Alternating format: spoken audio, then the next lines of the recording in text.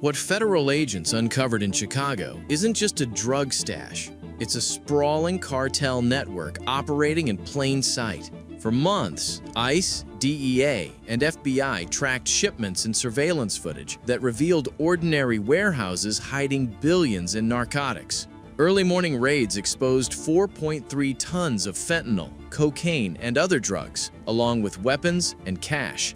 Every corner of the warehouses hid surprises no one expected. In June 2025, a major federal investigation into drug and firearm activity on Chicago's South Side led to criminal charges against 7 individuals, exposing a complex network linked to cartel operations and supported by a cadre of illegal immigrants.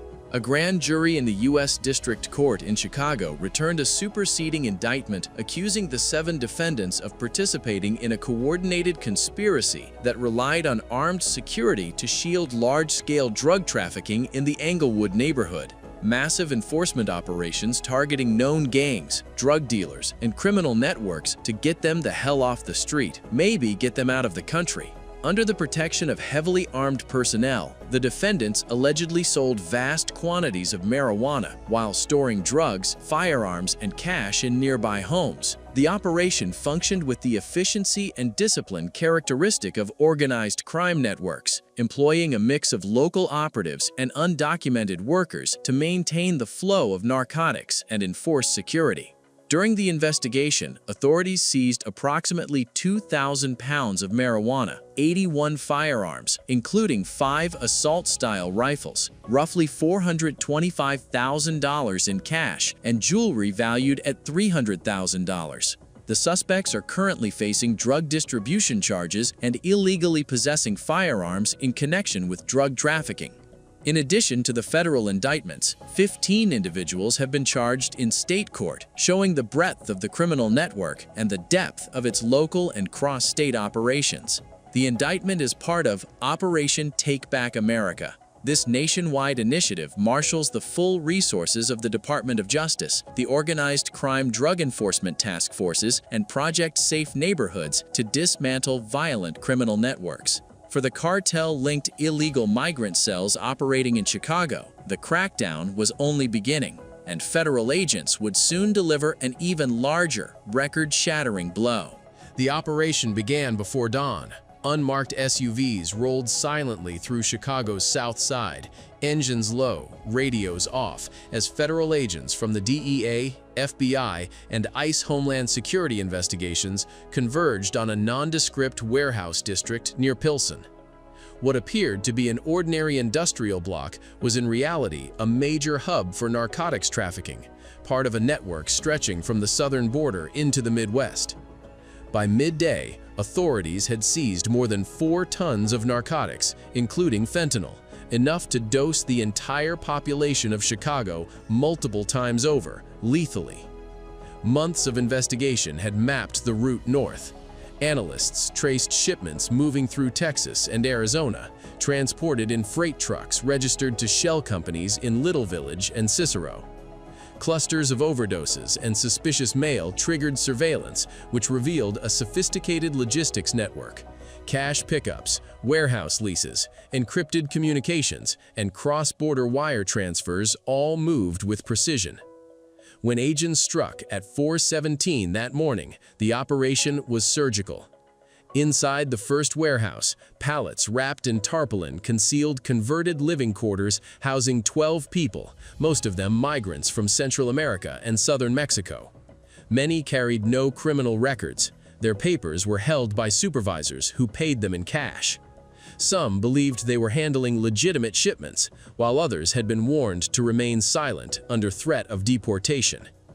Federal briefings later described a tiered labor structure.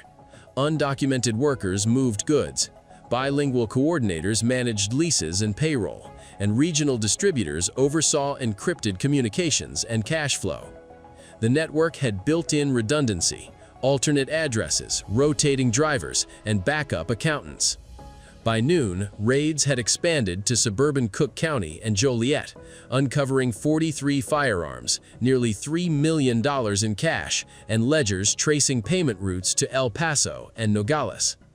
Digital forensics revealed a decentralized command system, supervisors rotating numbers weekly to avoid detection, and independent trucking firms and temp agencies used as cover. Behind the seizures were lives caught in coercion. Many detainees were recruited at border shelters, bound by debt or fear, patterns consistent with prior labor trafficking investigations. Chicago officials noted the scale. Seizures in the city rarely reached tons. Industrial-level facilities suggested a direct link between international cartels and local migrant labor exploitation. Analysts described a new phase of organized crime, relying on hidden networks embedded in legitimate commerce rather than street gangs. The success owed to data sharing and cyber analysis. Yet community organizations had long reported suspicious labor brokers and transient tenants in neighborhoods like Back of the Yards and Brighton Park. Only after overdoses from new fentanyl variants clustered did federal analysts connect leases, trucking manifests, and smuggling routes. By evening, federal trucks carried evidence crates out of the warehouses. Cartel involvement was downplayed publicly, though shipment patterns mirrored previous cross-border operations. Within days, prosecutors prepared federal indictments for narcotics conspiracy and labor trafficking, targeting trucking companies, real estate fronts, and bank accounts. Seized phones and ledgers promised more arrests across state lines. Yet even in the wake of a record-breaking seizure, investigators warned this was only one branch of a far larger system. So why is Chicago a hotbed for the cartels? What made this city, far from the border, fertile ground for a network of this scale? To understand why cartel-linked networks and criminal migrant cells take root in Chicago, we must look beyond desert crossings in Texas or Arizona and focus instead on the rails, highways, and neighborhoods of the Great Lakes. For decades, Chicago has been the hub of the U.S. freight and logistics system. Every year, nearly half of all freight trains in the United States either begin, end, or pass through this city. Its rail yards, sprawling industrial arteries connecting both coasts make it a logistical dream. From the border towns of Laredo and El Paso, boxcars loaded with legitimate cargo are funneled north through a lattice of rails that converge in Illinois. Along those same corridors, traffickers learn to blend in. A kilogram of fentanyl hidden inside a refrigerated shipment can make the trip from Mexico to Chicago in less than 48 hours, undetected among millions of tons of legal goods. Interstates 90, 94, 55, and 57 are lifelines that extend like veins toward every central region. Investigators from the Drug Enforcement Administration have long noted that Chicago's geographic position makes it the single most strategic distribution hub for both meth and synthetic opioids. From here, smaller shipments radiate outward to dozens of states, feeding local markets and sustaining national addiction patterns. But geography is only part of the story. Policy, economics, and demography together created what many analysts now call the perfect storm. Over the past decade, Chicago's foreign-born population has grown to more than 1/5 of its total population. These individuals, frequently indebted to coyotes or recruiters, are told they owe thousands of dollars for their passage north. The debt does not vanish at the border. It becomes a tool of coercion. In Chicago, a city built on immigrant labor, such exploitation can hide in plain sight. A worker unloading freight at a warehouse by day might be moving concealed narcotics by night, bound not by loyalty, but by fear. Federal investigators and local law enforcement acknowledge that Chicago's designation as a sanctuary city adds another layer of complexity. Sanctuary policies are not designed to protect criminals. They exist to encourage cooperation between immigrant communities and local police by limiting the role of city officers in immigration enforcement. Yet, those same limits can inadvertently delay the identification of individuals tied to trafficking networks. There is also the city's long-standing issue with entrenched gangs and drug demand. Chicago's history of organized crime stretches back over a century, from Prohibition-era smuggling to the modern alliances between neighborhood gangs and foreign suppliers. In recent years, data from the Cook County Medical Examiner's Office has shown a consistent rise in overdose deaths tied to fentanyl. In one recent year alone, more than 1,900 residents lost their lives to synthetic opioids, the highest toll ever recorded in the region. Such demand ensures that wherever drugs arrive, there will always be a willing network ready to move them. Economically, the city's vast warehousing districts and proximity to interstate freight corridors make it nearly impossible to isolate legitimate commerce from illicit trade.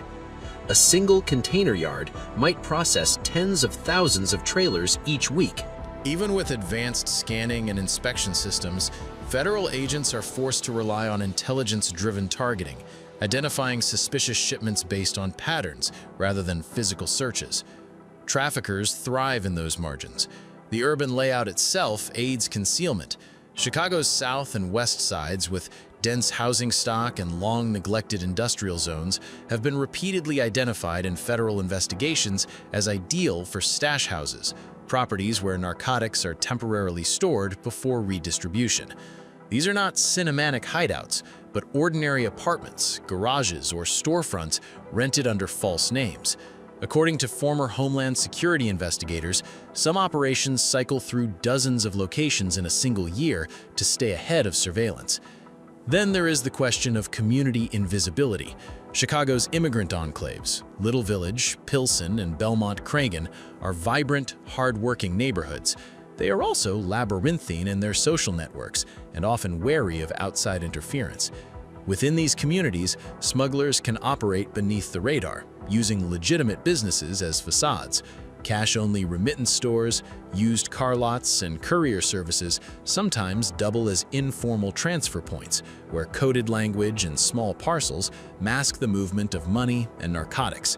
At the federal level, multiple agencies, including the Department of Homeland Security, the DEA, and the Chicago High-Intensity Drug Trafficking Area Task Force, have documented how this blend of infrastructure, population density, and social complexity makes Chicago one of the most vital drug distribution hubs in the United States. It is not merely a point on the map, but a crossroads of trade, migration, and opportunity, exploited by both legitimate industries and organized crime. The numbers tell the story. The DEA's National Drug Threat Assessment has repeatedly ranked Chicago among the top 5 domestic distribution centers for Mexican cartels, alongside cities like Los Angeles, Houston, Phoenix, and Atlanta. The Cook County Sheriff's Office estimates that billions of dollars in narcotics flow through the metropolitan region each year, though only a fraction is ever intercepted. Such volume cannot be sustained by one organization alone. It requires layers of cooperation, from local gangs to transnational suppliers. Yet, Chicago is not alone in the vast network of cartel operations. The same vulnerabilities, migrant exploitation, logistical cover, and urban anonymity are now emerging in other major U.S. cities. If Chicago is the crossroads, New York is the hiding place, and the way the network operates there is far more extensive and shocking than anyone could imagine.